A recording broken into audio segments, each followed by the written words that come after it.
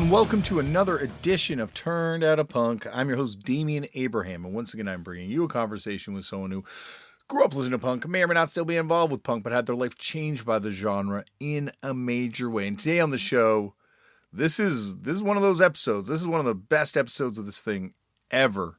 Nicole Panter is here today, one of the original cast members of the Pee Wee Herman Show, the, of course, famous manager of the Germs, as featured in Decline of Western Civilization, Part 1. Also a professor. This is one of those episodes. I don't want to oversell it, but I think you're in for a compelling listen. Anyway, more on that in 1 second. But first, if you want to get in touch with me, head over to the email address, turnedoutapunkpodcast@gmail.com. That is run by my brother and show producer and guest booker extraordinaire, Tristan Abraham, and he will get the message to me, and we can communicate that way. You can also find me on Twitter and Instagram at Left4Damian. If you want to support the show, the best way to support the show is just by telling all your friends about it, letting everyone know that you enjoy this podcast that we do here. Well, it's only been once a week this past week, but normally it's about twice a week these days. We got to keep it twice a week to get through all the guests we're recording episodes with. So normally it's twice a week. You can also support the show, though, by heading over to the place you're listening to it and subscribing to it and rating it. Thank you to everyone that does give it a 5-star review on those places. And you can also head over to patreon.com/turnedoutapunk and check out footnotes and some of the other fun stuff we do over there. And thank you to everyone that does do that. Really appreciate it. And speaking of support, this thing would not be possible without the kind of loving support of the fine folks at Vans, who came aboard a few years ago and said, "Damian, we like what you do. We just don't want you to do it out of your own pocket." And they helped me cover the cost of this thing. And it's been amazing. Check out some of the stuff they've been doing over there with that Channel 66 a YouTube channel where they've got great shows with a lot of former guests of this show are doing shows over there now, and some future guests are also doing shows over there now too. So check out some of that fun stuff, and thank you, Vans, for believing in this thing. If you're looking for some fun video content, head over to floodmagazine.com and look for the Punk as Fuck video series that we did over there a couple years ago. And had a lot of fun walking around Los Angeles, heading into different places, meeting punk rock legends, and seeing some cool stuff. Check out those videos. I think you'll enjoy them. And speaking of enjoying things, I think it's coming out tomorrow. There will be a brand new chapter of the Fucked Up Year of the Horse. The final chapter comes out tomorrow for your listening pleasure. So check it out over there at bandcamp.com/fucked up. Does that make sense? I hope it does. You can find it. It's over at our Bandcamp.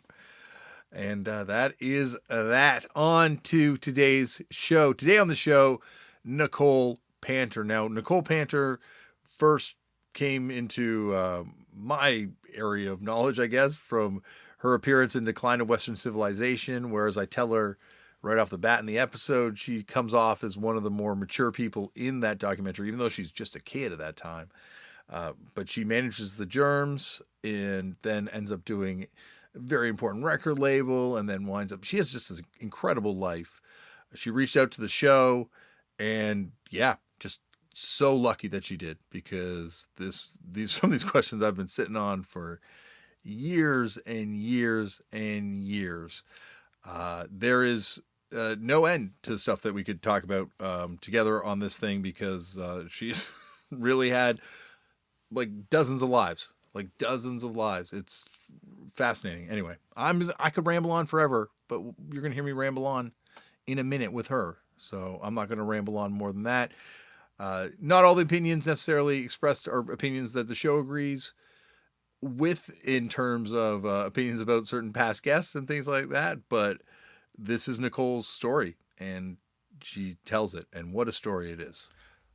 Before we get into the show, though, I should also warn that there might be some discussions in this episode that, if you've been through situations of abuse and violence, might be triggering. So just bear that in mind. This is a heavier episode than a lot of the episodes we do on the show, and we go to a lot of different places and talk about a lot of different subjects on this thing. So, I just wanted everyone to be aware, going into it, and that's it. So sit back, relax, and enjoy Nicole Panter on Turned Out a Punk. Nicole, thank you so much for coming on the show. My pleasure. I'm happy to be here. Well, as I was just kind of telling you off air, I've been kind of a fan and have had tons of questions to ask you since I first saw The Decline as like a young person, because to me, you always seem like one of the few level-headed people in that documentary the whole way through. And so I've always thought you would have a very unique perspective on the madness that was, I guess, your life at that time. And I remember everything because I was straight edge before that was a thing. Well, we're going to get to, I guess, hopefully all of that, but I got to start this off the way they all start off, which is, Nicole, how did you get into punk? Do you remember the first time you ever came across the genre, or I guess in this case, heard the word? Yes. I was really, I grew up in Palm Springs, California, which at that time had maybe 10,000 people living there. Most of them were winter residents, and everything would close up for 4 months from like May to September because it was too hot. It's a super famous resort, well, even back then, but during the season. And there was a bookstore on the corner of Palm Canyon and Tahquitz, and I used to sit in there for hours, and they used to carry Cream magazine. And this was probably early 70s. I was fascinated by glam, as were many other, it turns out, people who would be drawn to punk a few years later. So armed with Cream magazine, I started leaving my house and hitchhiking into LA to see shows like David Bowie, kind of glammy shows. And I went to Rodney's English Disco because Cream was all up in that stuff. And there was a bunch of kids, and we were sort of the ones who were not getting picked up by English rock stars because we were too young, too weird, too something. And I remember I also started reading the Village Voice, and there was an article in the Village Voice called All the Young Punks. And that was the first time I ever heard the term for what would become punk. Mm-hmm. And at that point, I think you had the guy from the Dogs recently, didn't you? Yeah, Lauren from the Dogs is on. Absolutely. Okay. Radio Free Hollywood, which they were a part of, and I'm sure he talked about, mm-hmm. was kind of the first punk show, even though they were so-called power pop, right? Yeah. Then there was a zine called Backdoor Man that I became friends with those people. And this is pre all the young punks. And then there was Slash, or what would become Slash.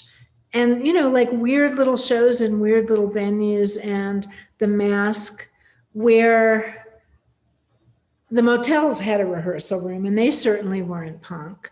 So it was kind of this big, boiling mess of different styles and aesthetics and intentions. And then there was a group of us who were like the weirdest of the weird. And I have to say, early punk was a lot of Addams Family. There was a big sort of Charles Addams grim humor that evaporated when the boys from the South Bay kind of took things over by force. But it was very Addams Family, the first iteration. The Weirdos, who were my very favorite punk band in LA, were showmen. And there was a tongue-in-cheek sensibility to all of that. And so it all sort of happened at the same time. It became this explosion of weird creativity. And the thing about punk in LA that was so amazing was that it was a bunch of smarty pants, like people who were just giant brained and curious. And, I was one of them. And I kind of found my tribe. And we just started, doing stuff that was fun and arty. And the Weirdos and the Screamers were my two favorite bands, and remained my favorite bands throughout that time. Did that answer your question? Sorry. No, believe me, you have brought up a million different points that I want to jump off on. So this is perfect. What a way to start. I guess going back to sort of like, being into glam and going to Rodney's English disco. Like what were some of the bands that were happening around then? Like obviously Zolar X and I guess the Quick were kind of popping off, but like, I guess bands didn't really play there. Like were you going to see concerts other places? No, it was, well, like I saw David Bowie like 3 or 4 times. It was either the Greek or the Universal. It was an outdoor amphitheater. It was the Diamond Dog Show. Oh wow. And it turned out that and that was a little bit pre-Rodney's, and there was also the Sugar Shack in the Valley. And the important thing about both those clubs is that they were music clubs in that Rodney was a DJ, but they were all ages. Girls who were underage could go there. And they did. And, boys who were English rock stars went there. And it was all chronicled in Cream, and somewhat in Backdoor Man, I think. But it was, and a lot of the people that I met back then are still friends today. Yeah, it really feels like that from what I've read and sort of picked up is like really that's the proto-punk scene. Like all of you kids were the people that would wind up being the first wave of true punks when that would hit a couple years later. Yeah, that's exactly what it was. And, we were like the garbage kids.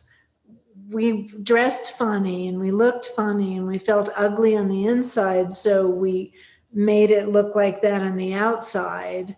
And the first part of the scene was really like I had come from a really fucked up, violent home.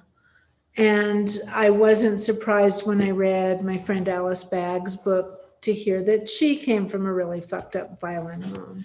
And Belinda, who was later became famous as a go-go, was also has written about the fucked up, violent home she came from. And I realized kind of early on, long after punk was over, I kept my name and phone number in the phone book. That's before the internet. And I used to get these calls from little kids late at night. And one of them called me. I remember it was a little girl with this little tiny voice. And she said, I just want to know what Darby Crash was like. And I said, I bet you're not happy at home, are you?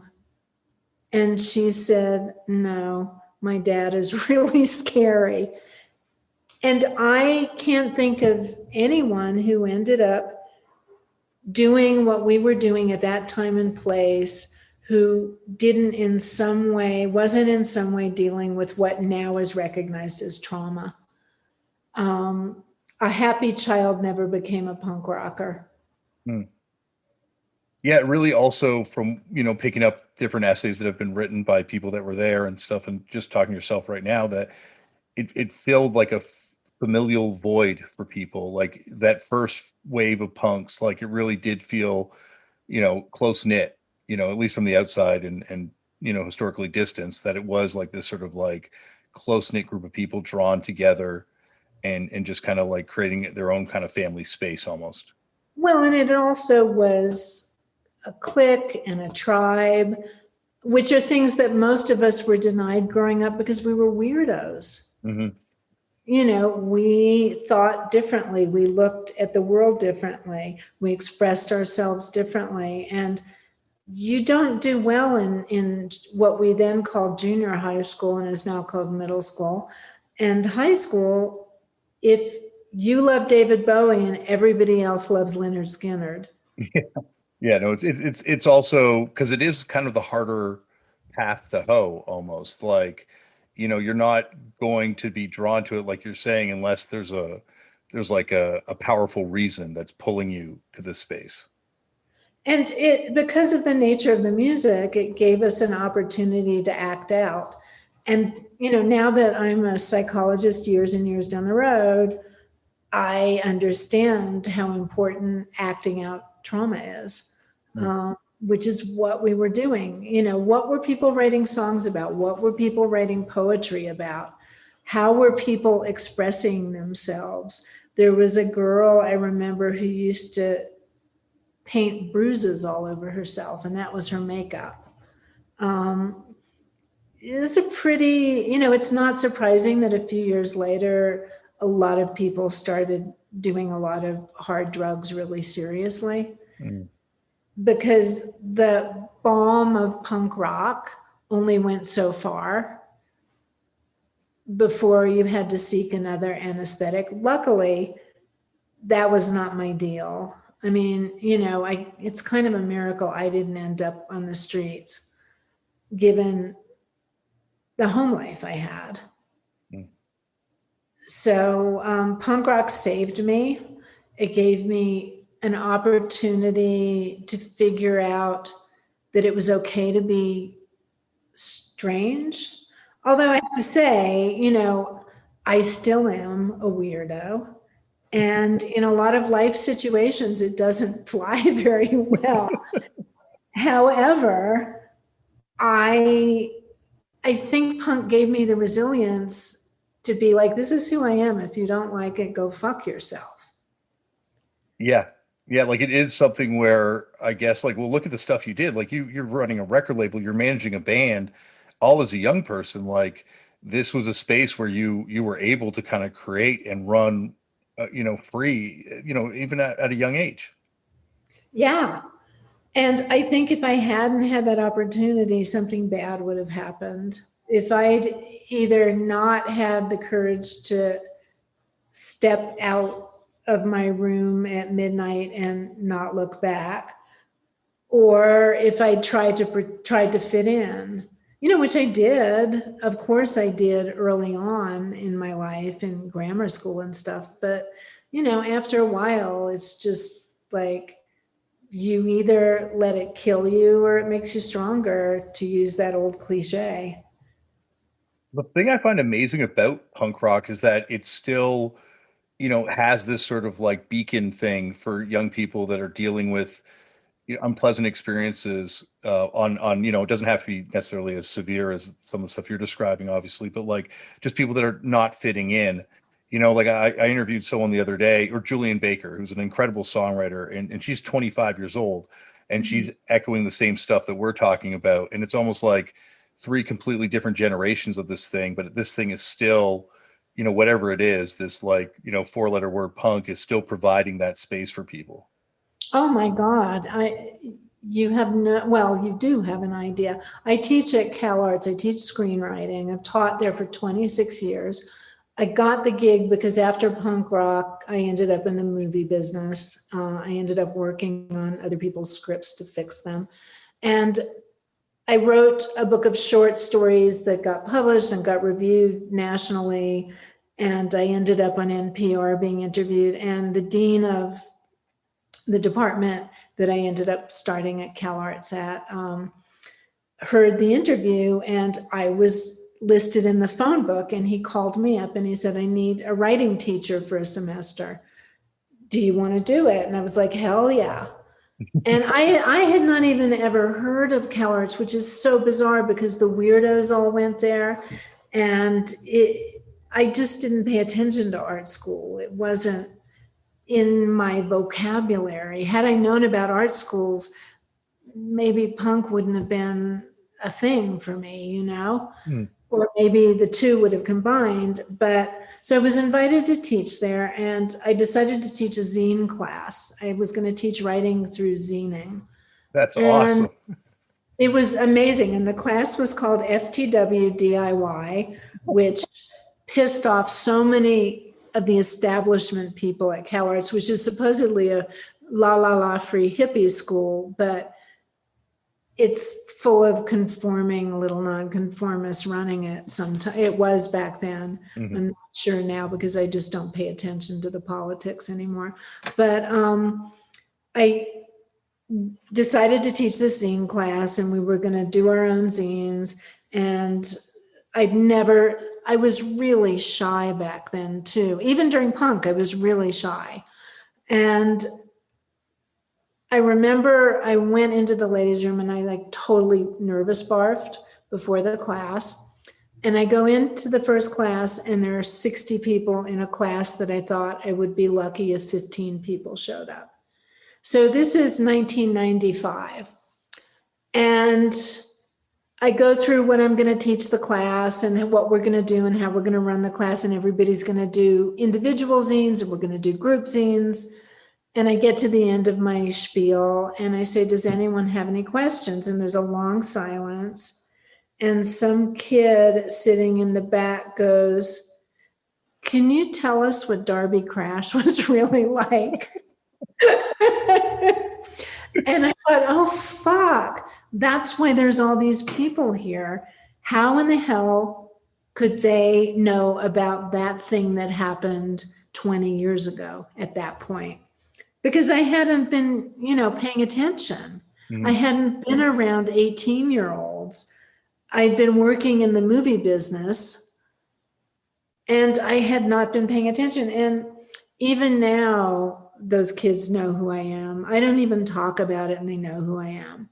They know my past. So and CalArts is, the way I describe it is, it's the school where every village in the United States sent their weirdest child to. So it makes perfect sense that all those kids know about punk rock and the history of it and my part in it. It's pretty great though. I mean, I love, love, love my students. They have gotten me through some really hard times, and they are like we were, big brains who want to know everything. So it's super cool. Penn Ward, do you know Adventure Time? Oh, I've got 3 kids, so I'm very familiar with Adventure Time. Absolutely. Okay, so Penn took my class for 4 years and wrote the beginnings of the series in my class. Ari Aster, who did Midsommar and Hereditary, was my student at a different school for 4 years. So, it trickles down through me. Yeah. Into the mainstream, and those kids are interested in all this stuff. It's really, I mean, it never ceases to astound me, because my friend Ron Spencer, who was there then, we'll go out and have coffee and he'll just look at me and say, can you believe people still know about this? Well, it's funny because like you bring up the Germs, right? Right there. And this year, 2 members of the Germs are probably going to go in the Rock and Roll Hall of Fame. Pat's going to go in with the Foo Fighters and Belinda's going to go in with the Go-Go's. And it's like you're saying, like, where did this go? Like, where did this trickle down to? It's like everywhere. Like, it's amazing to think of like this group of, how many of you were in the Mask together? Like, I've been down to that basement. Not very many people could fit, and how many of those people went out, influenced all aspects of popular culture. It is pretty weird, isn't it? Oh, it's amazing. It's definitely like, it's fascinating. Like, it just the perpetual kind of nature this kind of has for people that do interesting things later in their life, of just being a key place for them early on. One of the things you did bring up there is this idea that this is people dealing with trauma. And the unfortunate other aspect of that is that, that also was a place that a lot of people preyed on people dealing with trauma, and specifically talking about Rodney's English Disco and someone like Kim Fowley, someone who's in recent years, it's become much more well-known, kind of like the horrible stuff that was kind of going on behind the scenes there. Like, it seems like it was also an era that was ripe for people to try and prey on young people. Well, I have to tell you, it was the 70s. And it was just after the 60s, right? Where anything went. And I don't know if you've heard the sad story of Donnie Rose.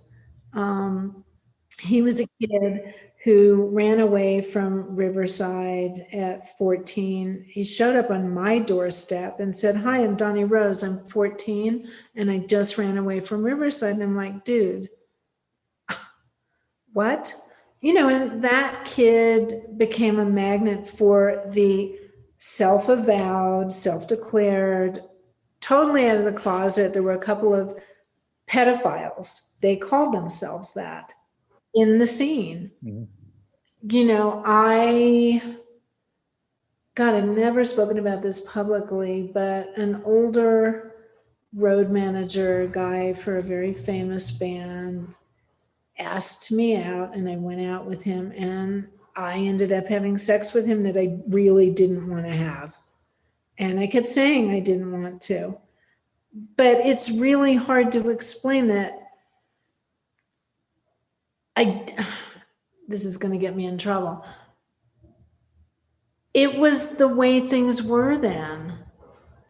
Yeah. Well, first of all, I'm really sorry that happened to you. Well, it's not, I have to tell you, it's not something that keeps me up at night. It's not something that gave me a startled response. It's not something that gave me avoidance. It was just like, oh, that guy's an asshole, because that's what the zeitgeist was then, right? Mhm. Well, So, sorry, go on. no, I was just going to say, well, I guess that's why it took so long for people to kind of really understand what a lot of these people were doing, and really kind of like how many of these people have been celebrated for years, and only in the last sort of 5 to 10 years, people have been like, actually, that person was not a great human being, and what they were doing was abuse. Except in the context of the time, Mhm. the context of the time did not call it that. We evolve and we know better. And we know now that 14-year-old girls are not really capable of making the decision as to whether they should be having sex with a 30-year-old man or not. But you have to understand how weirdly, I don't want to say open because that sounds like a positive word, just how different things were. Well, it was almost like it's celebrated in the pop culture too, right? Like it Yeah. was romanticized by music press even. Yeah, it was. I mean, Rodney's was no secret. It wasn't like an underground club that you had to know a magic password to get into. Everybody knew what was going on there. Or even like I look at a movie like Almost Famous, and that's not even that long ago now. And you look at that film, and then when you start actually thinking about what's happening and what that film is kind of glamorizing, you're like, well, this isn't that great.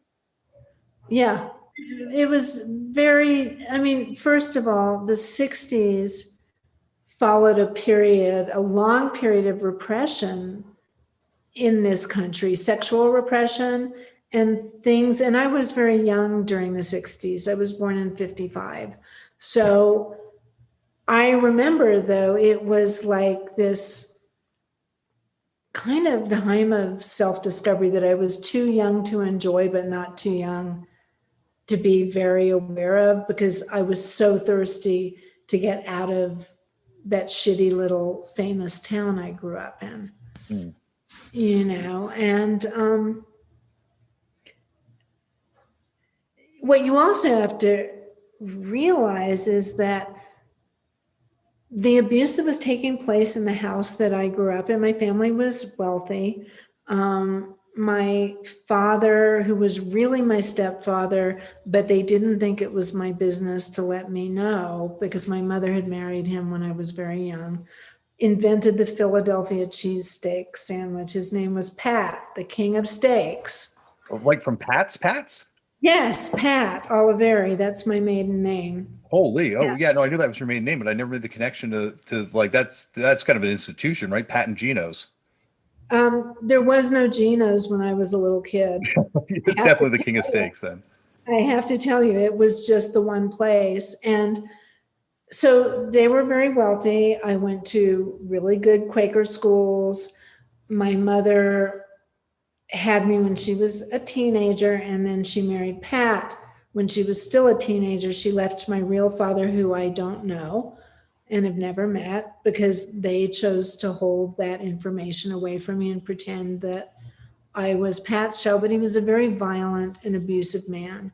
And in the 60s, when I was growing up in that house, I was a child who continually had black eyes and broken bones, and no one intervened. There wasn't a hospital visit that ended up with the cops coming to my house. And I'm not the only one. That was the way things were done then. And I'm not saying it's right. I mean, I wish someone had intervened, but no one ever did. And I'm not the only one who grew up in a house like that and didn't have someone come to the rescue. Yeah. Well, it's like you're saying, that's that changing sensibilities that we have now, and like the changing, cultural mores, or just like, it sounds like very, very, it sounds like I'm minimizing it to say cultural mores because it's something very serious, but like, it just feels like you were saying this is something that unfortunately was a lot more common at other times. And the non-intervention thing was just the way it was. It was really patriarchal. It was his household, and I was his chattel. And if that's the way, and I was considered a difficult child because I was smart and asked questions. And if that's the way he chose to deal with me, that was considered his business. We look at that now and think that's fucking nuts. Yeah. You had people in jail for that. Yeah. Rightfully so too. Cause like you're a child, like you're like not as acceptable at any age, but to a child. Yeah. Yeah. And, the fact that I ended up late in life going back to school because I didn't have a giant student loan, and I guess I thought I needed one, to study psychology and eventually get my doctorate, has a lot to do with that household that I grew up in and trying to sort things out. And so it's things were just different. And I'm glad that has changed, that and the sexual predatory thing has really evolved, and we don't let people get away with it now. Mm-hmm. It's not their God-given right to beat the shit out of a kid every day and humiliate them and torture them. And it's not the God-given right of a Kim Fowley to do horrible things to the girls he's already exploiting financially. Yeah, no, 100%. So the world is a little bit better in that way. Like another thing that, I think keeps coming up on this show, talking to people coming out of that scene, is sort of the chilling effect of the Manson family and the Manson family murders, and kind of that ending the 60s and ushering this period of kind of like a chilling effect, and then sort of like the wave of people getting into glam, and then ultimately punk, or the kids that kind of grew up during that period finally getting free. Like, I just wondered what your memories were of that time, and because you're very close to it while it's happening, and sort of, Manson, I guess, hysteria that was kind of happening. Okay, so we lived in Palm Springs, and we also had a ranch, a horse ranch in Chatsworth, California. And my parents used to buy horses from George Spahn. Oh, wow. And I remember that they went up there one day and they were like, well, that's weird, because George Spahn was blind and in a wheelchair, I believe. And he used to have this kind of nurse kind of lady wheeling him around, and she was older and very severe. And I forget what her name was. And my parents were like, well, that's so strange that she's gone and those hippies are there. So, wow. Yeah, very close. very close, and kind of, there's been a lot of stuff like that. But I remember the day that the news of those murders broke. I was in the swimming pool in the house in Palm Springs. And I think some of the backwash of that years later, the reverberation of that for me was, well, hippies were hypocrites because look what happened. Love and Peace was a con job. Mm-hmm. I also remember the first time I ever saw hippies was we were in Los Angeles and we were driving down Sunset. And my stepfather, who was a total asshole, was honking the horn, and these two girls in like tiny little skirts turned around and flashed a peace sign at him and said, "Love and peace to you too." And his response, of course, was, "Go fuck yourselves." So, it's like snapshots like that. But flash forward to 1976, 77, and it's like the hippies were a con. It wasn't love and peace. They murdered people. It was not a nuanced reaction, but I definitely remember having that thought. Well, definitely, it seems like it changed the way people looked at youth culture, for a while. Like, it's funny, I interviewed Don Bowles, like for a completely separate thing. And he said the first time he came to LA, him and Frank Discussion from the Feeders hitchhiked in 74 to go and hang out with the Manson girls. And it was just after, I guess, Gerald Ford assassination attempt. Mm-hmm. And he said, like, yeah, that was like their big thing, was coming up and hanging out. Like, it's amazing how much of a hangover Manson had. Like, look at all the Black Flag art and stuff later on, or Sonic Youth referencing it even. Like, it just seems like that the kids that grew up during that time, like that was the boogeyman, rightfully. Well, especially if you grew up in Southern California, because the boogeyman was in your backyard. Yeah, definitely. I can't imagine that a kid in Iowa had thought about that even twice, but California, it was pretty close to home. I guess going back to Rodney's English Disco, did you ever see the band the Imperial Dogs play? I saw the Imperial Dogs play, but didn't they play at Radio Free Hollywood? They might have done Radio Free Hollywood too. But I know they played. There's definitely photos. They're one of the few bands that actually ever played at Rodney's, like a show. See, yeah. I don't remember live music at Rodney's. That's I definitely, when Jane from the Go-Go's was on, she's like, yeah, that never happened. And I'm like, I know, but I swear there's photos from this one time. I guess they're like the only band, but they just seem like they're another band that was just kind of bubbling up at that time. I guess they wrote This Ain't the Summer of Love once again, and going back to Manson, but ultimately Bluish or Cult, I guess takes the name from them or licenses the name from them and a couple of the lyrics into a song. Don Waller was in that band, wasn't he? Yeah, he was the vocalist. Okay, so he was the Backdoor Man. He wrote for Backdoor Man. He was one of the founders of Backdoor Man. Okay, yeah, that makes sense then, totally. And that scene seems like it was definitely a, like that was the direct precursor to something like Slash. Totally, it was. In fact, I hope you talked to Greg Turner, who was... Oh, definitely. From Vom and Angry Simone's 100%. I'd love to. And the Backdoor Man, too. I mean, I've known Greg. Greg is my neighbor here in Santa Fe. He's one of the reasons I'm here, actually. He's a close friend for 45 years now. He was a writer for Backdoor Man, and he was also in Bomb and Angry Samoans, and he's a math professor. I think he might have just retired.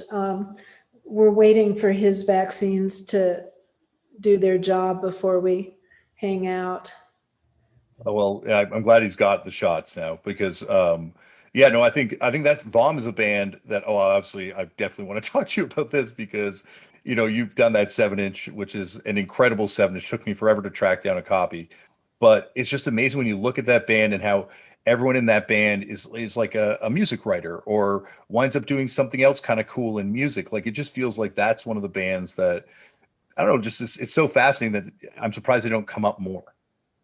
Oh my God, they were such outcasts, mainly because Richard Meltzer is such a turd. Yeah. Um, Pardon me if I'm not supposed to say that, but Richard Meltzer was much older than everyone else. He was one of those guys we were talking about who, was hanging out with a bunch of kids, I guess. Yeah. And White Noise put that record out. White Noise was Ron Spencer and I. And the secret, the great and mighty Oz behind White Noise was a man named Bob Merlis who ran Warner Brother Records. Oh, wow.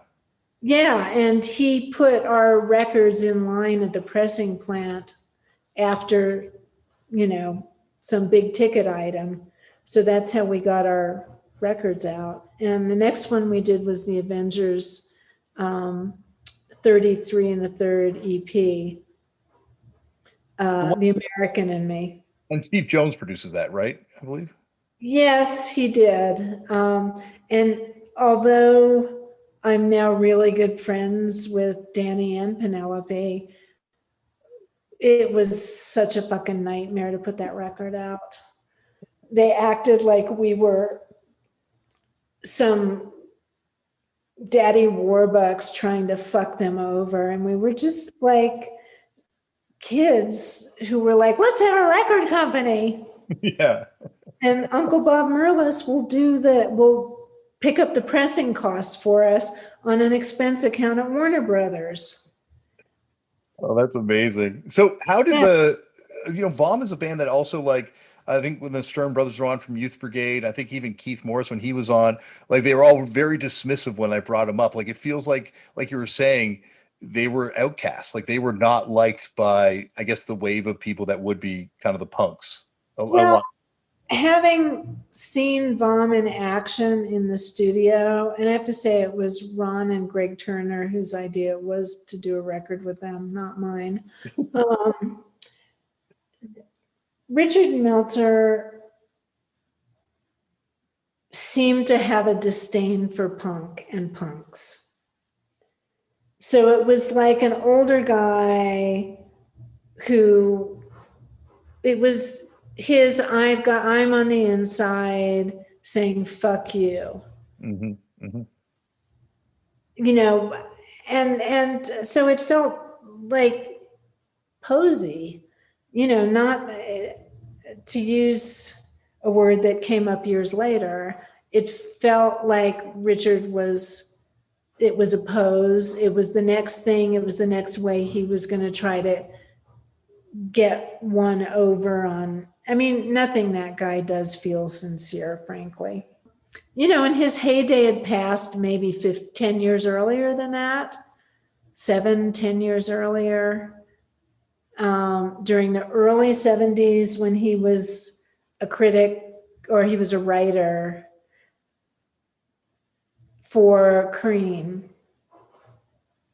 My feeling about him is that, and I got to hang out with Lester Bangs in New York, and I loved that guy. And I always felt he was really sincere and fucked up and dear, and it wasn't a pose. And I always felt Richard's deal was a pose.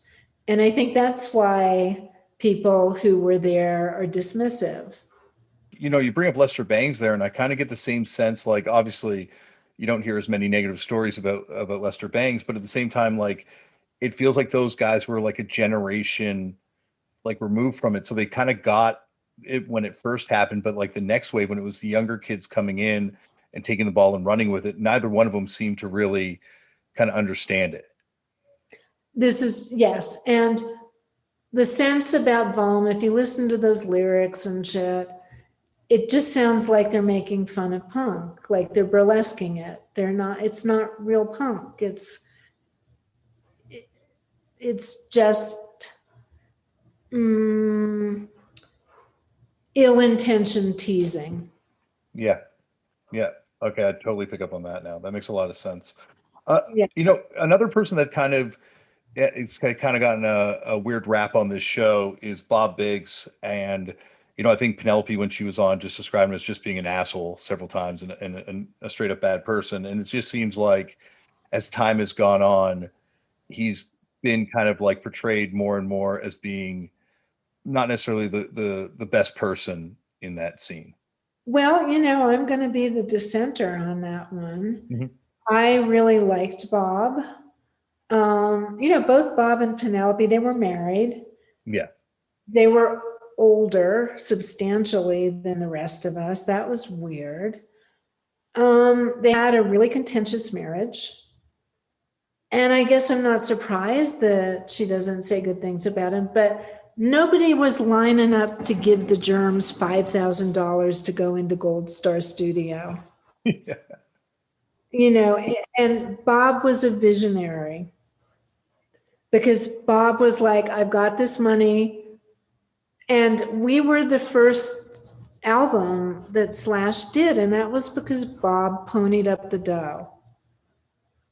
And he didn't interfere in the creative process. He was around in the studio, and he was a weirdo. He looked like a football jock, but he was a stone cold weirdo.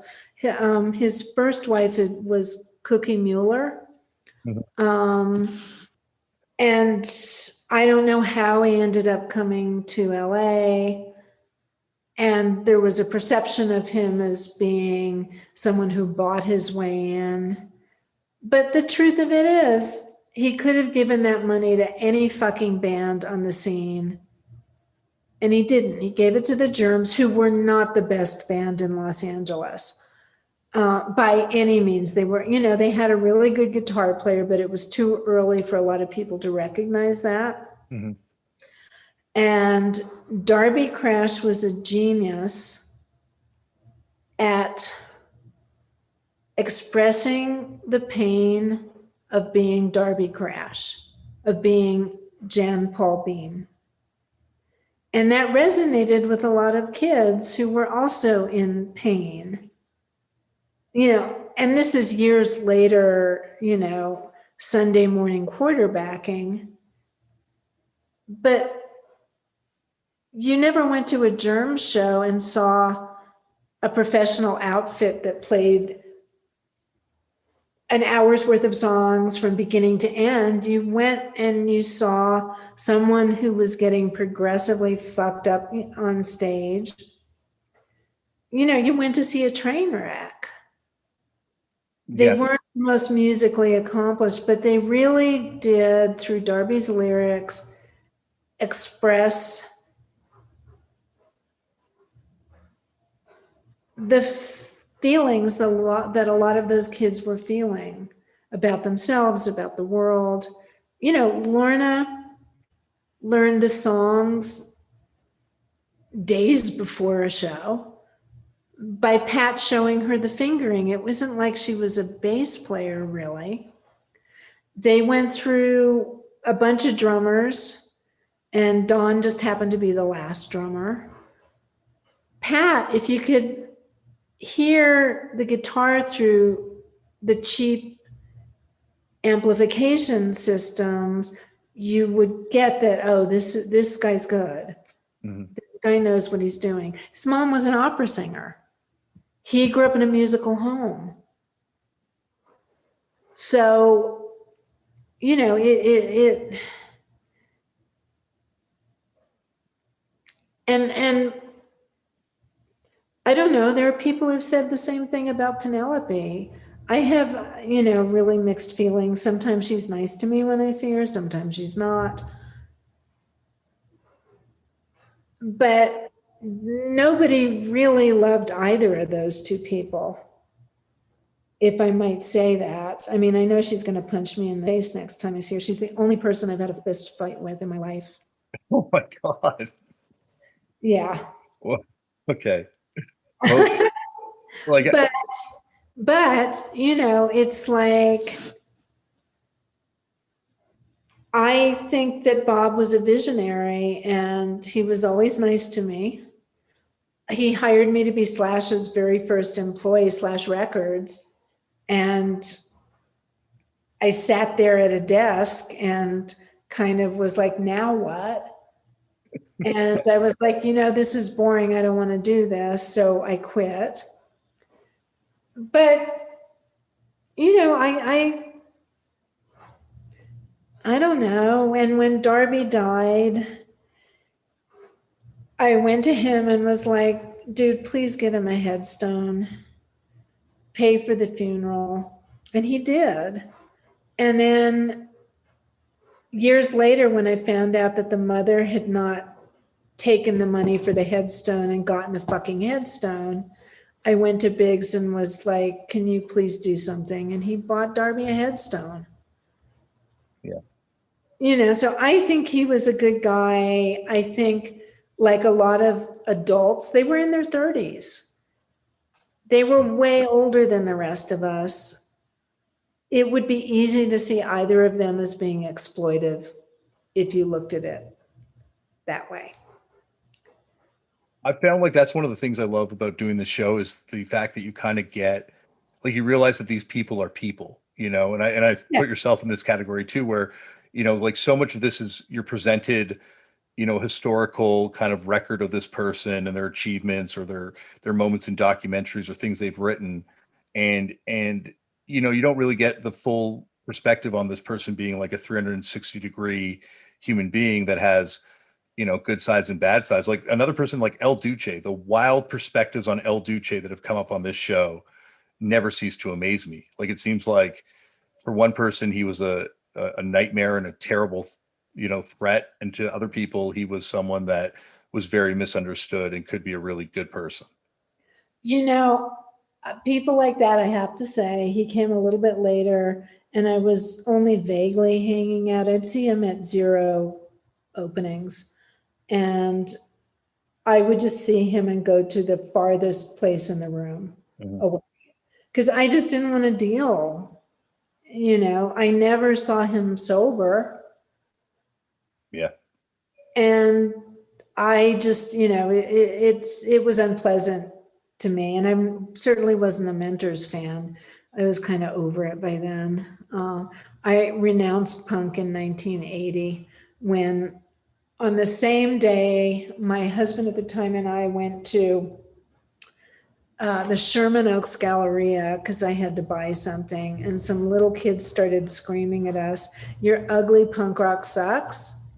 And then later that night at the market, I think it was a Market Basket. It's now a fancy grocery store on Franklin and Bronson. We went to do our grocery shopping at 2 a.m. as we were wont to do. And these brand new shiny punks started screaming at us, "Posers, posers." And I looked at my husband and I was like, you know what, I'm done. I don't blame you. Then we moved on to the Pee Wee show. Oh, well, I believe me, I hopefully we get there because honestly, this has been incredible. And Nicole, I could talk to you forever. One of the things you brought up there about like, why was it the Germs? And I think Darby is almost an archetype and the band's almost an archetype for this thing in punk, which is this sort of quest for authenticity, and like the real experience. And you still see it like, are you familiar with Little Peep at all? That artist, he passed away a couple of years ago. No, I'm sorry. I'm hopelessly not hip. No, do not worry at all. Like I'm not very familiar with him myself, but I think the thing that struck me about him is just how similar he seemed to Darby, where, like you're saying, it's not like he's throwing out these profound realizations necessarily about the world, but it's more just expressing that internal pain and letting you in as a listener. Yeah, it's a powerful, powerful thing. But okay, so I didn't finish the thought about Biggs. The thing about that is the Germs record has never been out of print since it was first issued. That was a visionary move, signing them and putting that record out, because it has held up, it has withstood the test of time.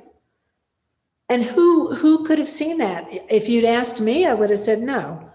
this is $5,000 that's going to be, used and gone. And in a year, no one's going to know this record. But then again, I didn't think anyone was going to know anything about punk. I mean, like Ron says, we were just having fun and acting out our trauma.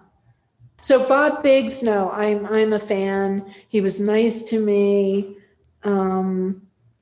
He was not a bad person that I knew of. In my experience, he was always a stand-up guy. And you go through that label, and it's just unbelievable the stuff that's put out. Like, it's not like Slash was putting out a deluge of records. It's not like Mystic Records or something. But everything they put out, from Dream Syndicate to the Misfits to the Gun Club to obviously the Germs and X and all that. But like, all these records are records that have by right stayed in print since they were put out, because they are so important to the genre. Yeah. I mean, the thing is where Biggs was standing, it is surprising to me because the Germs couldn't even get through a show on stage. The idea that they could produce something in the studio that would be usable was a huge leap. Yeah. Were you managing them when they did the Forming 7-inch? No, they had just finished it. Because the leap from that to the first Slash 7-inch is just ridiculous. Yeah. It's like a new band. Yeah, it's crazy. And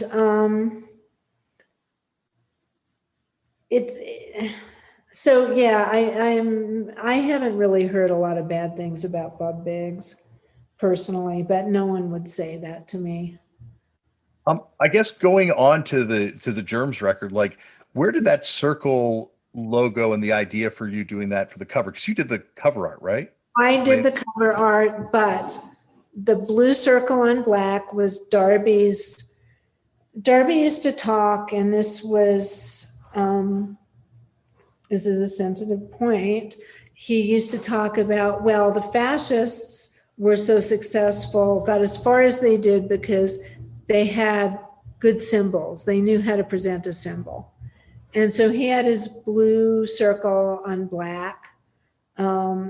He did armbands. Somebody did armbands that were that.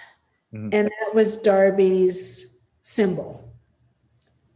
And Biggs said to me and Darby, I have an idea for the cover. I want to do the Germs in jelly beans and rotting meat. I want to spell it out. And I was like, and Darby was, when we were alone, was like, Nicole, what do you think about that? That sounds okay, right? And I'm like, no, it sounds horrible. I said, I think it should be something unexpected, like a Blue Note or Pablo Jazz release. And I also was the one who came up with GI, because when I first met the Germs and we were talking about me managing them, and it was pretty much because I was organized and together, I think. Darby said, we need a manager because we can't get a gig because no club owners will let us play because our fans tear up their stuff, tear up their clubs. And I said, well, play under a different name. Play under GI for Germs Incognito. That way, it's like an inside joke. And he was like, oh my God, that's great. So then when this was maybe a year or so later, Biggs said the thing about the jelly beans and rotten meat. And I think someone said, oh, like Frank Zappa. And I was like, no, we're going to do something unexpected. Because I don't know who did the forming art, but that was before my time. Mm. And so I scribbled it out. I said, there's going to be a black background with a big blue circle, little letters at the top, Germs GI. it's going to be what people don't expect us to do. And voila, that was it. And there are some sort of Johnny come latelys who really have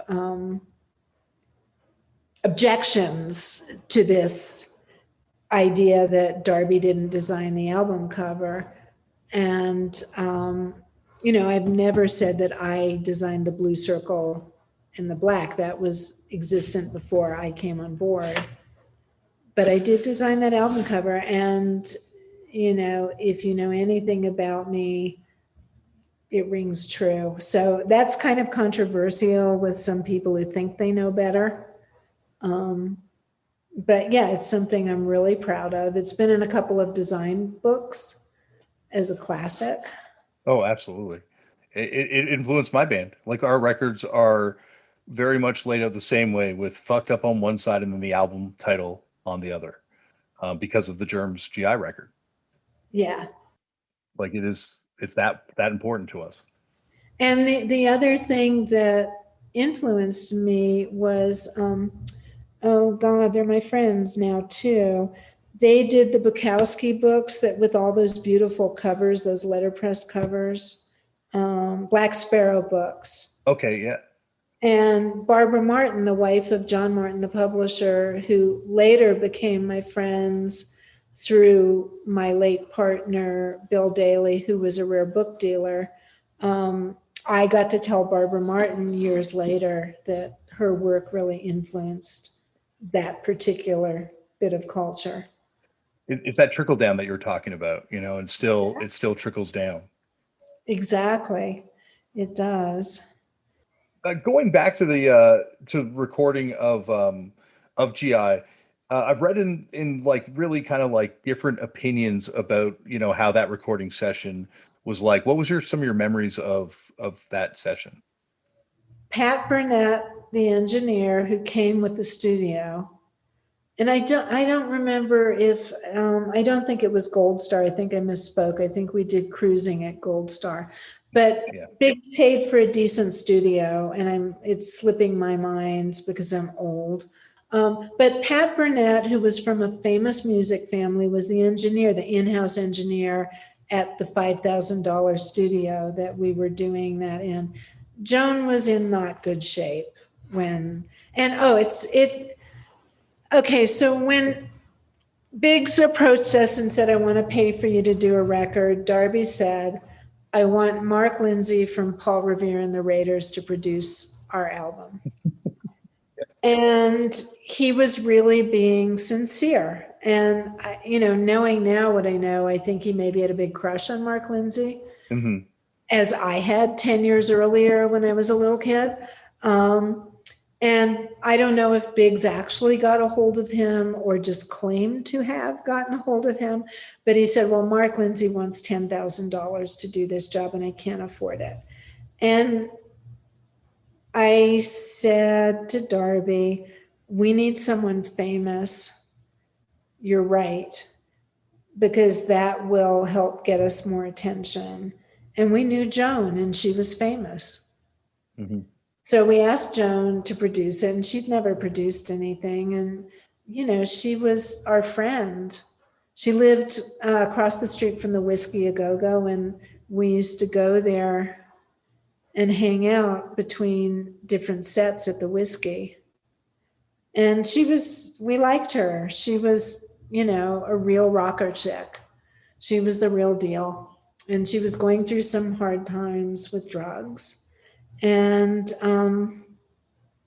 we asked her to do it. And I think Biggs paid her $1,000 or something like that. But it was Pat Burnett who really, really did the work on that record. He knew what he was doing. He knew how it should sound. And I have no idea if that guy's still alive. I've never heard anything about him since then. But that's the guy who made that record sound the way it did. He's weirdly come up on the show a couple times, and we kind of looked into it. But he's got, he did a Gun Club record, did the Legal Weapon record.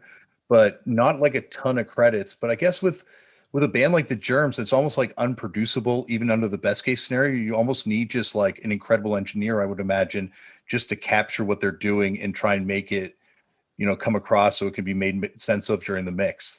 Well, and I think that's what he did. I mean, I had no idea that he did other punk records, but if Biggs used the same studio, I'm sure that's Pat Burnett was the in-house engineer. Could it be Quad Tech Studios? Yes, Quad Tech. Thank you. I found the notes. Sorry, I've got like a million scraps of paper in front of me. I'm sorry. That's okay. Yeah, that's who it was. And, he deserves the recognition for it because it's amazing. Mm-hmm. Oh, it's yeah. really something to be proud of. And I have to tell you, I didn't think that they were capable of that. Yeah, no, it definitely. Well, it's the defining record, like that record there's a reason it's never gone into print. There's a reason like people still fiend for it. And it's just, I don't know, like you're saying, it's not quantifiable in sort of traditional metrics of what makes a quote unquote good band or like it's just, there's something else about it, but it's almost like they're the first of a different style of artists. Like it's almost like Germs are like the original emo band where they're letting you in and kind of like breaking down that fourth wall in a completely different way than even someone like Lou Reed is. Yeah, but feeling really threatening to your safety at the same time. Mm.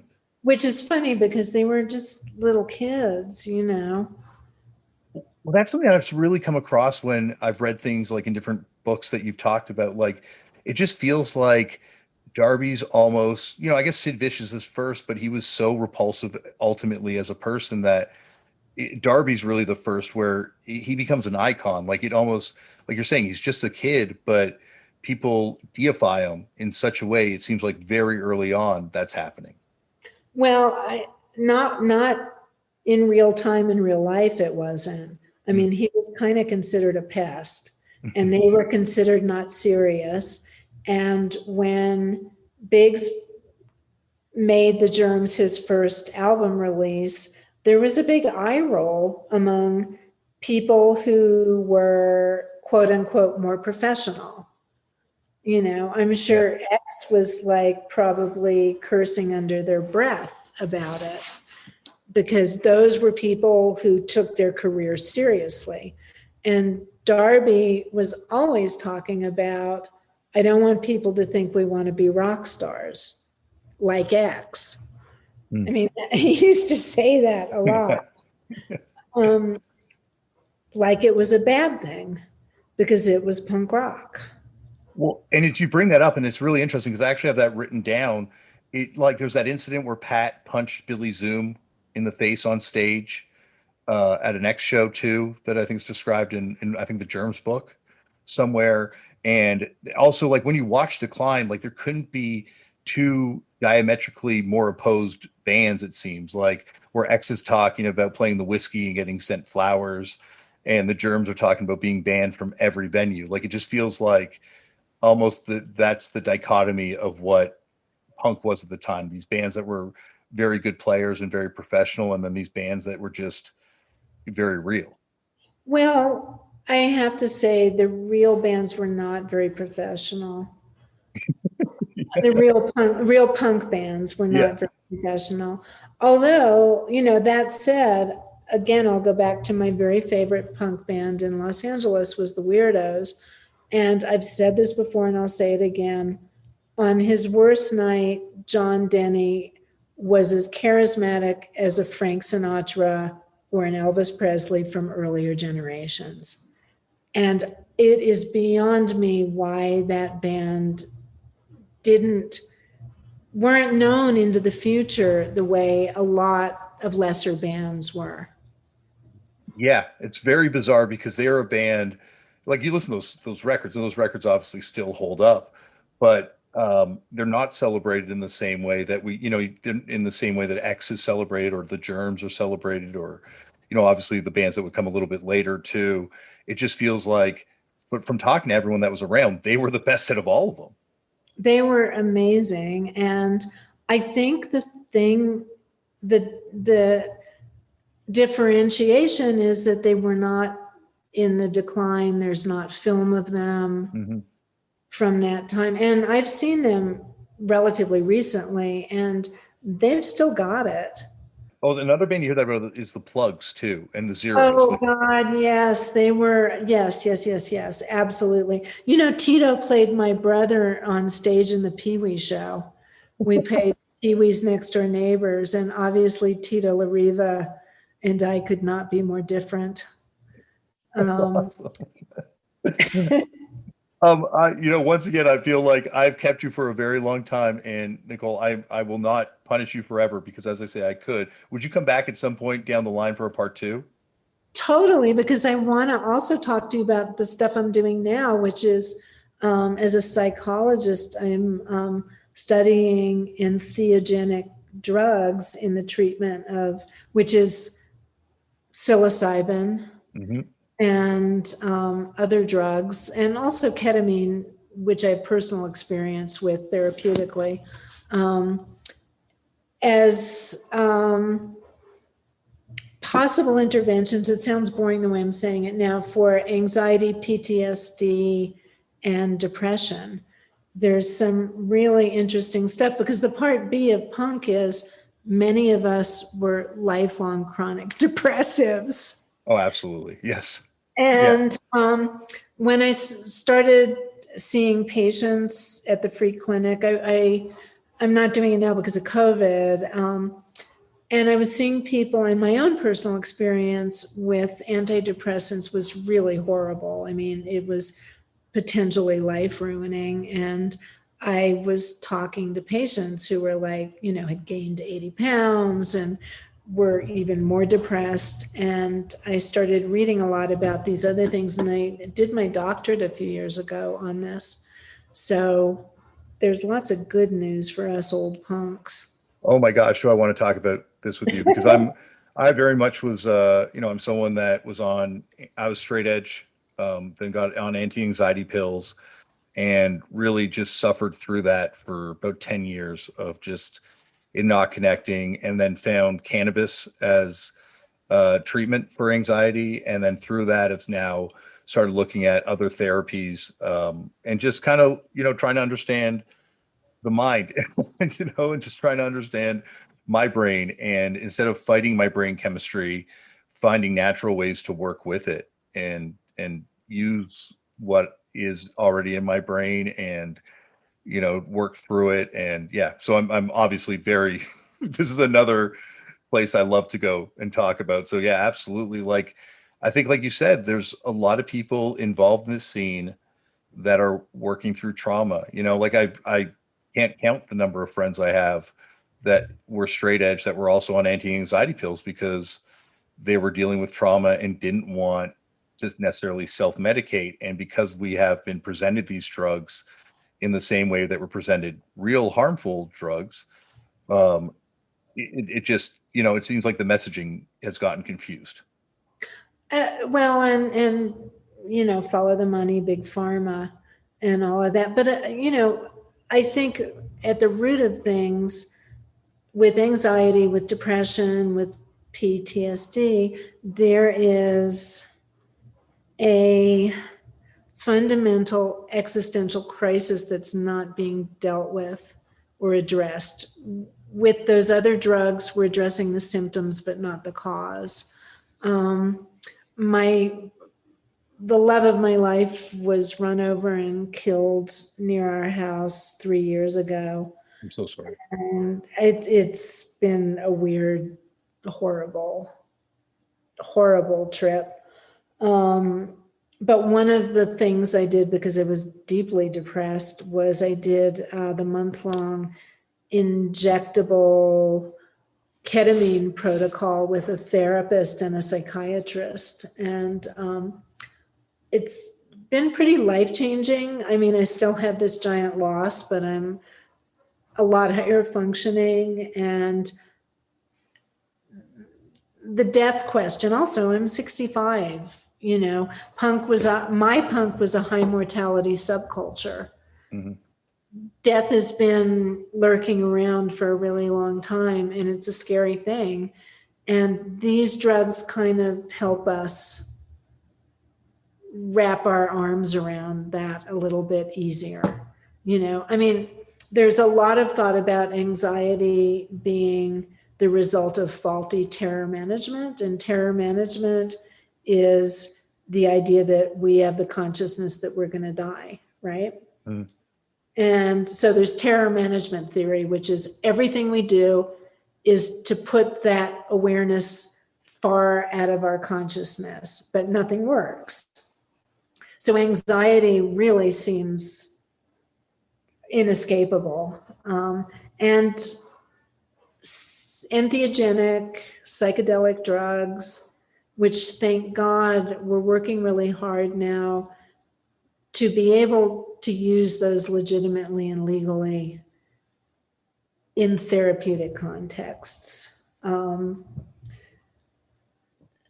So these drugs address the existential part of that. And that's why they're so amazing. And that's why the numbers are so good on them. But anyway, blah, blah, blah. I'm making it boring by talking. No, you're not at all. I find this 100%. And that's one thing that unfortunately I don't think has changed about punk rock, is that it sadly is still a place that has, maybe not as high, but still has a high mortality rate. And I recently lost 2 really close friends and used psilocybin to kind of help work through it. And I found, other times where I've tried to deal with grief in other ways, I find it lingered a lot more. And obviously it still lingers, but I mean, just using the psilocybin and just trying to, we're not quite advanced here in Canada yet to have it legitimized in the medical system, but trying to use stuff that I had read to deal with it and meditate and things like that. And I really did feel it helped in a completely different way than anything else that helped me before. Well, and I think that's because it helps with the existential piece, and it does open up our brains to the idea. And, when Bill was killed, before Bill was killed, I did not think there was anything beyond this. And I pretty much am married to a ghost who's a room and a half away at all times now. The veil is very thin. And psychedelics are kind of an exclamation point at the end of that sentence. Oh yeah. When we're done this conversation, I'll tell you about my DMT experience, which completely changed the way I look at any sort of spiritual connection in this world. Like, it definitely opened me up to a whole new way of thinking. But I will not bore you with you that yet.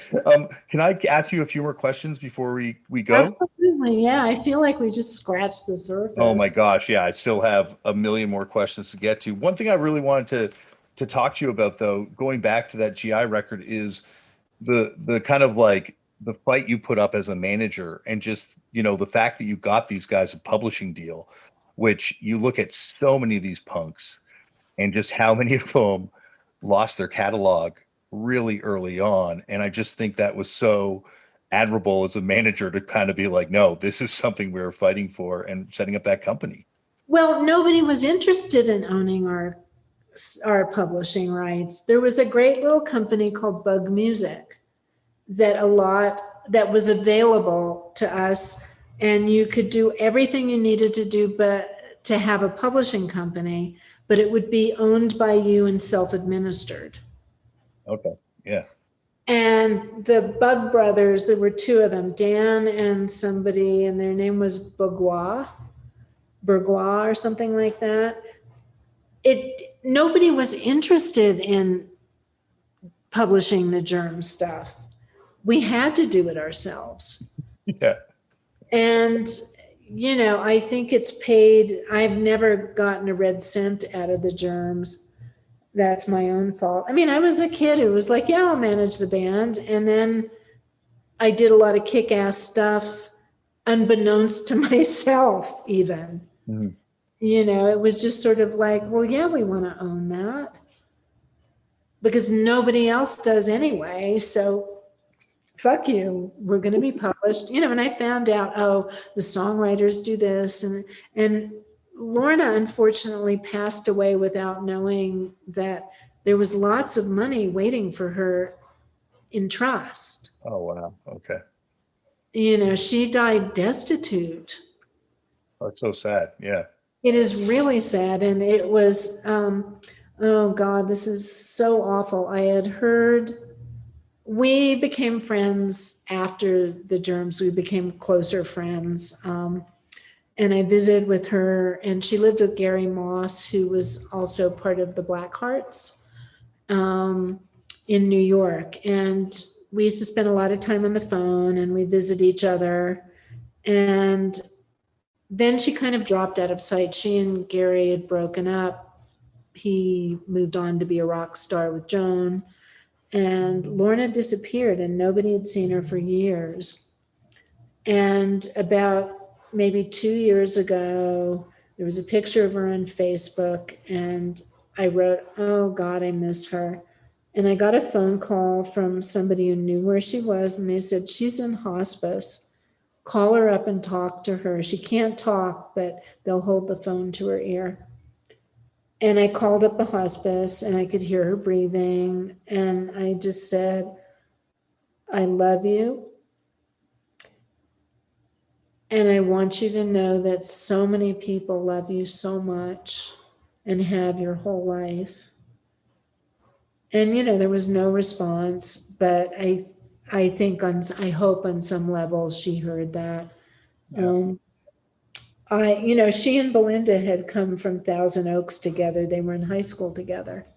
They'd come into Hollywood together. And I reached Belinda and I was like, "You need to call the hospice. She's dying." And unfortunately, she called 10 minutes after. I think she died 10 minutes after I spoke on the phone and 10 minutes before Belinda could get hold of her. Oh, man. Oh, that's so sad. Yeah. And, apparently she was living in really horrible circumstances with no money. And there was money for her because I had made sure that that publishing company had all of their names on it. Yeah. It's it's so sad because obviously these people mean so much to people all over the world, and just the fact that they could be so alone when they've provided so much to so many other people. Oh. Yeah, it's crazy. It's really tragic. And, I Sorry. sorry. No, go on. I didn't mean to cut you off. I'm sorry. Oh, you didn't. It's fine. I guess the other thing that I was very curious about, and I think you would be one of the few people that would know about this thing, is how did Ralph Records fit in to like the punk scene? Like, was it at all connected, or is it kind of a completely separate world like that? It's kind of like that Radio Free scene that's also kind of happening a little bit. Well, Ralph Records were the residents, these mysterious guys who lived in San Francisco. And they were kind of art school guys, and they were older than us. And I only happen to know as much as I do about the Ralph scene, which I'm going to be purposely not disclosing about who they were or what their deal was, because that's I don't want to be. No, you got to keep that kayfabe alive, 100%. I don't want to be the spoiler of the residents. Absolutely. I respect that. And, they played in eyeballs and tuxedos, and they were art punks, which doesn't make them punks at all, right? Mm-hmm. They had a gimmick, and their gimmick was the eyeball suits and the anonymity. And they made really funny and fun electronic music. And my husband at the time was good friends with them. He was an artist, and that's how I knew them.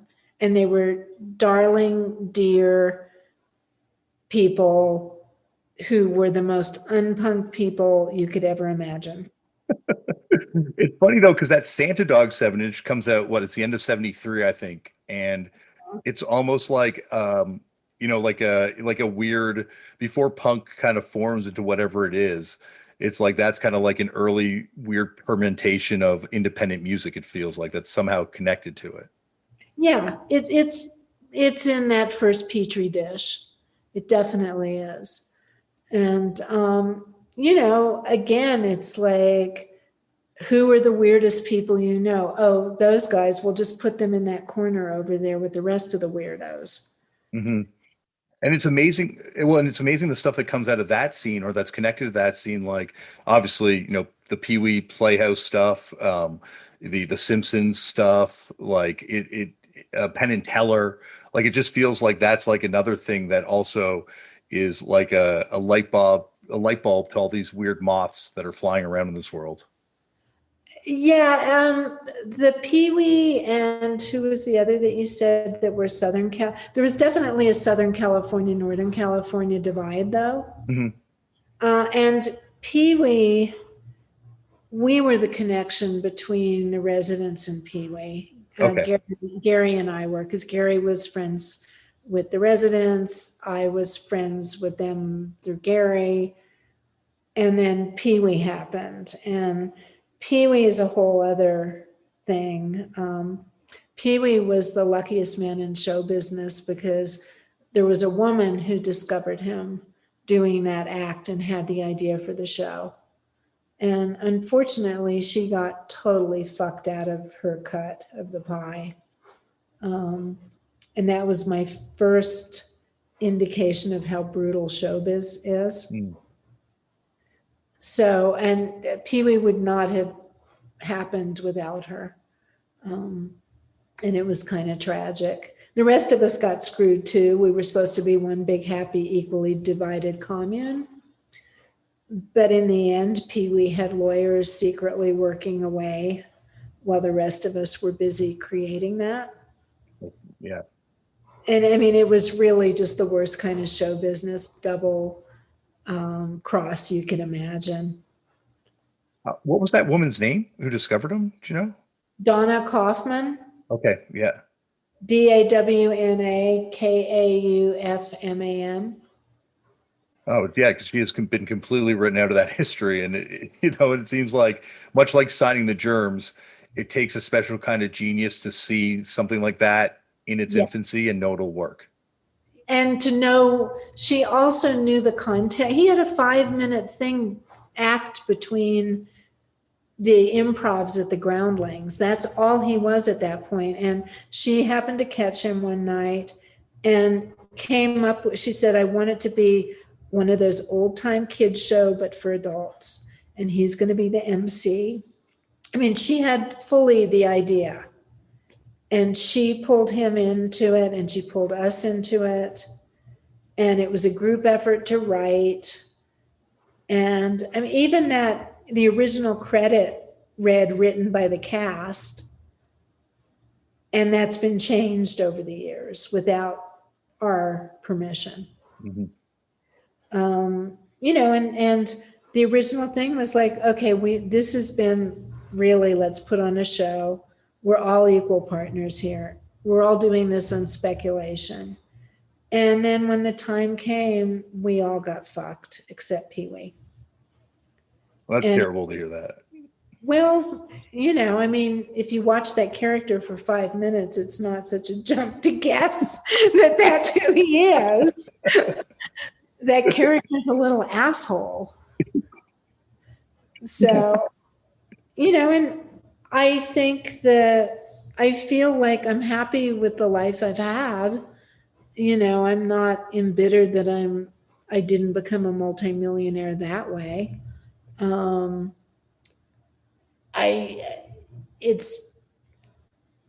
I feel like I've had a really rich and varied life, and I've done some good, I've done some bad.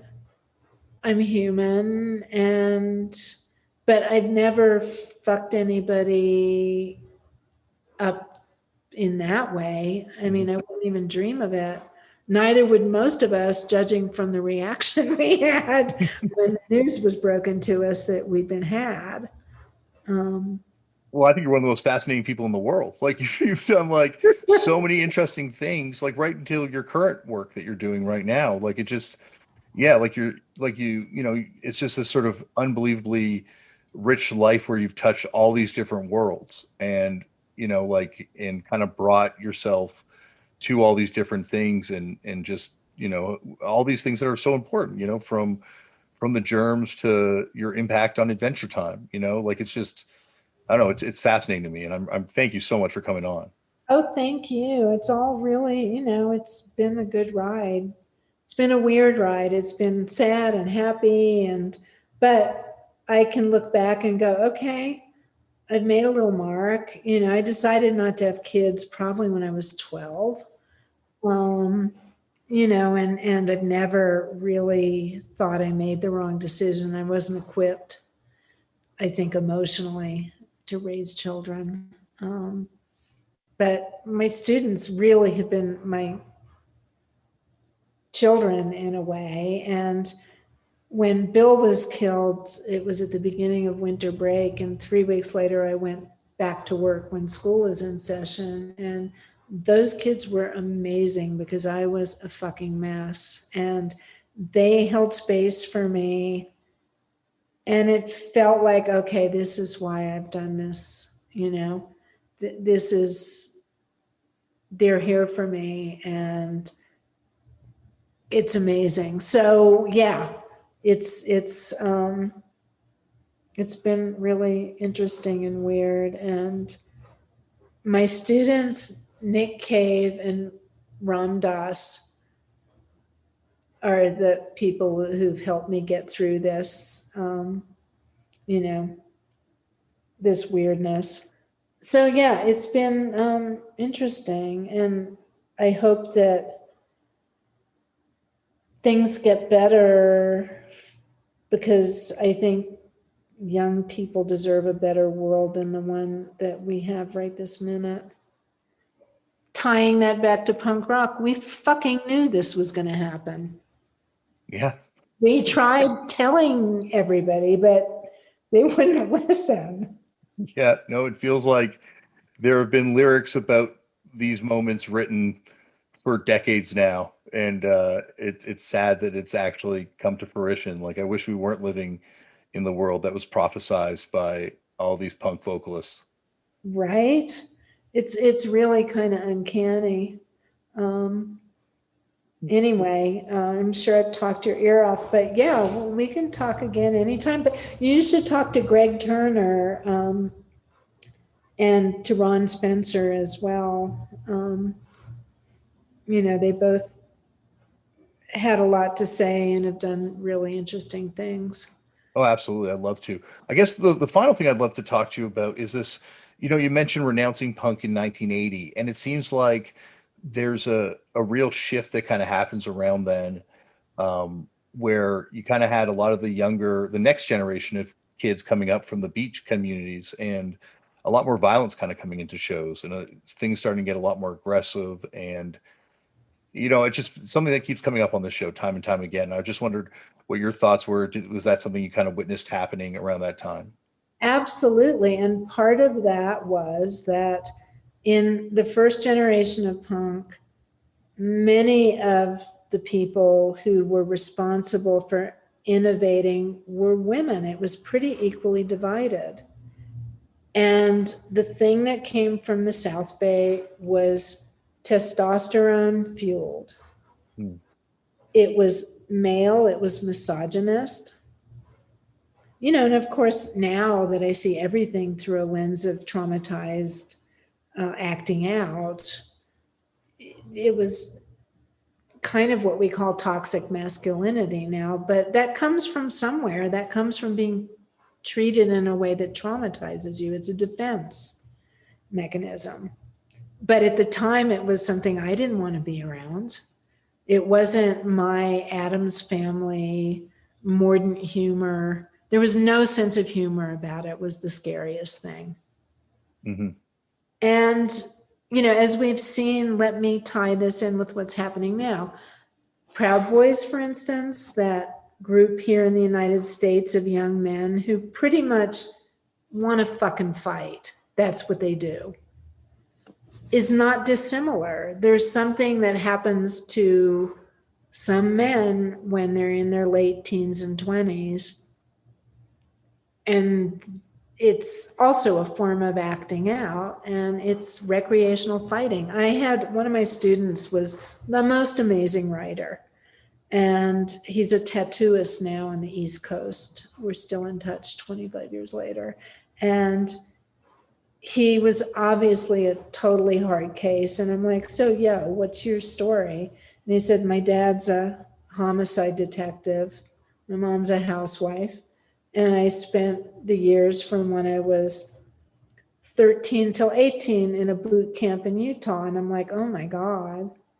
And he said, well, Nicole, I like to fight for fun. Yeah.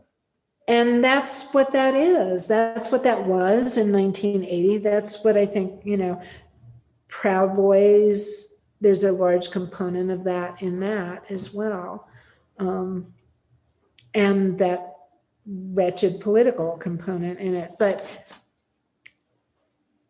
it's about fighting, and it's about trying to figure shit out, but by not figuring it out, by just acting out physically. Feels good, I guess. And when you're 115-pound, 5'4" girl, the last thing you want to do is be caught in the middle of that. Mm-hmm. So it wasn't, and it was also, punk was starting to get a little boring. I guess I'd done the acting out I needed to do and move on to something else. It's funny because you would never know it now. And when I tell my kids this, my kids at school, I was so shy. I mean, what you're seeing in the decline, a lot of people have written things online about, whoa, she was obviously high on heroin. It was sheer anxiety and shyness. I've never done heroin. I've smoked it and I threw up a lot for 3 days. And that was the only time I've done any kind of heroin or opiate. But I was so shy from having the childhood I had, where I was raised by a bully who delighted in telling me what a piece of shit I was. Yeah. But it's amazing. I can talk to you now. Because after a certain point, you just go, fuck it. Yeah. And punk helped me move more towards that. Although even by the end of it, I was still like paralytically shy. Sorry, go on. No, it's fascinating you brought up that Proud Boys comparison, because I'd never thought about that, but the parallels between the two are really interesting when you look at both of them coming out of fairly affluent punk scenes. Like Gavin Yeah. McGinnis, the guy who founded Proud Boys, is from the Ottawa punk scene and played in a punk band called Anal Chinook. And it feels like it's very much, like certainly born out of privilege, but it's also this sort of you know white male trauma acting out, insecurity acting out, that's just very clear when you look at it. Yeah. I look at those guys and I think, oh yeah, those little shits from the South Bay. Mm-hmm. It has always seemed like a really bright and clear line from that to that. I didn't know that guy had been a punk rock. The Gavin McGinnis, I didn't know that. It's interesting when you look at that Ottawa punk scene, because it's once again super small, but out of that little scene, you've got Gavin McGinnis, you've got the people that would be the Arcade Fire, you've got people that would become Godspeed You Black Emperor, like all these very disparate, obviously no one ideologically in line with where Gavin is, but at the same time, it's like very similar to looking at somewhere like The Mask, where you have this tiny room with no more than a few hundred people, yet all these people that wind up becoming, for better or for worse, agents of cultural change. It's fascinating. It's pretty weird, isn't it? Mm-hmm. So what should I be listening to? Oh, well, as you can tell from this conversation, I'm listening to the Vom 7-inch and the Germs a lot, so I might not be the one to ask. But I think the stuff that's happening right now in sort of like rap music, or people taking hardcore and punk to kind of different places, I find that really interesting. Like, once again, like the stuff I mainly listen to for music enjoyment tends to be the stuff that we're talking about here, but I still find, like, the fact that you can look at an artist like Little Peep and just sort of the impact he's had on a whole new generation of young people and make direct connections. Or have you heard of this rapper Playboy Cardi? No, I haven't. He's a huge rapper, blown up, number one record on Billboard, type thing. But he put a record this year, and the cover is a Slash ripoff. Uh-huh. It's a flip of the Dave Vanian cover of Slash, but it's his face, and it's the same font, and they put in the press release like, this is our tribute to Slash fanzine. He has a Bad Religion tattoo too, and he's a rapper whose upbringing was completely disconnected from what's happening in Los Angeles, but heard about this stuff, and it's just connected with him, and it's something that he references very openly. Is not ripping this stuff off, he's championing it. Crazy. But in 1980, I think, KK Barrett, who had been the drummer for the Screamers, opened a club called Radio, and Africa Bambaataa played. I mean, was bringing rap people in. That was in 1980 was the first time I'd ever heard of rap, when I went to Radio and saw those shows. Mm-hmm. So there was definite early cross-pollination. Oh yeah, definitely. Oh, definitely. The punks that I knew were always the first ones to know what you should be listening to and reading and stuff like that. I mean, there was such a huge degree of self-education going on and sharing the information. We were really devouring culture with gusto. The one, I don't know if you've heard of them, but there's a punk band I love here in LA. Well, I'm in New Mexico at the moment, hiding from COVID in LA. But in LA, it's a gay metal punk band called The Cocks. Okay, yeah, I've definitely heard of them. Absolutely. And I just love them. They're hilarious and fantastic. And the singer, we were in the one band I was ever in was a dirty country western band called Honk If You're Horny. And we put out one single, which I wrote the song, and I was the washboard player. And the song was all strung together bumper stickers, the lyrics were. And it was gas, grass, or ass, nobody rides for free. Don't you come a knockin' if this van is a rockin', because I'm with stupid and he's with me. And it's a whole song about female sexual appetites. But the singer of the Cocks was in that band for a while with us. And I really love their stuff. It makes me laugh. That's awesome. Really good music. But other than that, I'm not really listening to much except podcasts. I like a lot of True Murder. I love that you interviewed Georgia Hardstark. That is one of my favorite podcasts. My Favorite Murder. Oh, it's amazing. It's awesome. And it's one of those things where, finding out that she was into punk rock and finding out it's one of those other things where of course, I shouldn't be shocked at this point, because anytime I tend to find something interesting, lo and behold, there's someone involved in it that was a punk rock fan or involved in this music at some point, and it never ceases to amaze me. It seems like it's unending in a way. It's pretty funny. It's pretty interesting. Yeah. Yeah. I'm interested in hearing people's stories, and punk rock. I mean, it actually, this is weird, but it's really loud for me now. Well, Jonathan Richman started refusing to play electric and put pillows on the drum set after a while. So I guess this is a very long-standing problem with punks after a while. It is. I had a brief romance with him, a very chaste brief romance. Whoa. And I have, this is in 76. I met him when he was playing in Berkeley, and I was living up there briefly. And I have these great letters he wrote me in crayon. That's amazing. That's incredible. Like I said, it was very chaste. Oh my gosh. Nicole, this has been absolutely phenomenal. And anytime you feel Oh, like on this thing and being tortured with more questions, please know you're always welcome.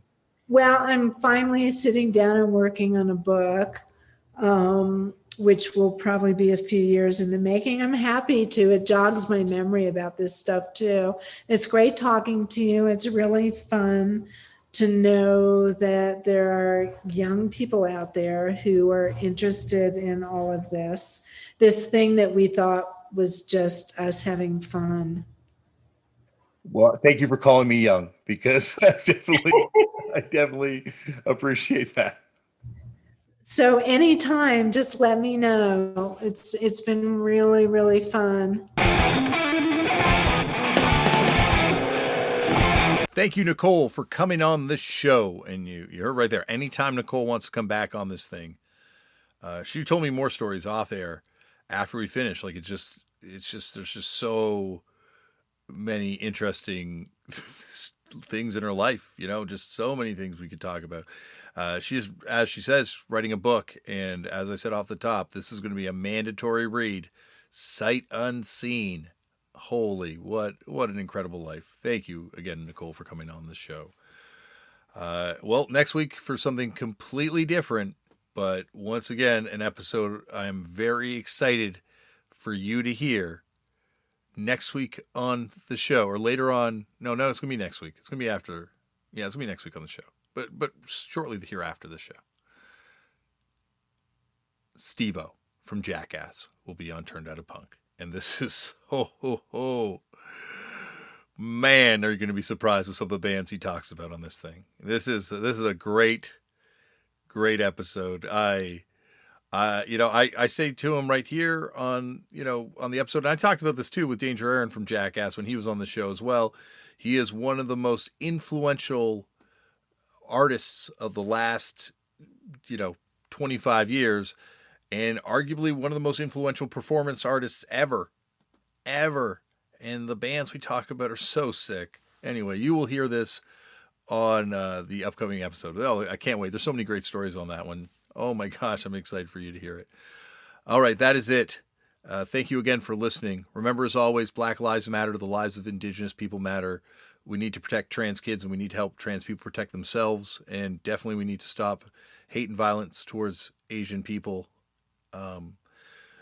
Go out there, get involved, do something, sign petitions, lend your support in demonstrations, be involved. Like, look what's going on in the world. Like, outside of even your own backyard, there's so much going on. Obviously, it can be overwhelming, but something's better than nothing. So to try and do something, try and I don't know. There's a lot going on.